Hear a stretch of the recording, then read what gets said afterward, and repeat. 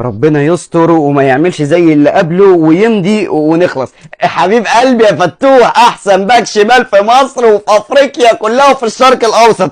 خد بقى يا فتوح بقى عشان تمضي تجديد لنادي الزمالك. ارمي يا شاطر العقود اللي في ايدك دي، انا مش هجدد ولا ماضي اي حاجه غير لما اخد كل مستحقاتي المتاخره. انا بالصلاه على النبي كده ليا عندكم مستحقات متاخره حوالي 8 مليون جنيه انا عايزهم. ايه يا فتوح الكلام اللي انت بتقوله ده انت من ولاد النادي بس ما بسش لكن ما لكنش. طب اسمع، ما اسمعش، اخد ال8 مليون بتوع المستحقات القديمه وبعد كده نبقى نفكر ونشوف موضوع التجديد ده، لان انا بصراحه كده جاي لي عرض من فريق سيبو وركي الفنزويلي عند كوبري فنزويلا الجديد، وانا بفكر الصراحه اعترف وما اضيعش موهبتي هنا في نادي الزمالك. حتى انت كمان يا فتوح، ده انت من ناشئين الزمالك. يلا القطه المغمضه طلع لها طوافر وبقت تخربش. انتوا جوالكم ايه يا ناشئين الزمالك؟ ما بقاش عندكم انتماء خالص.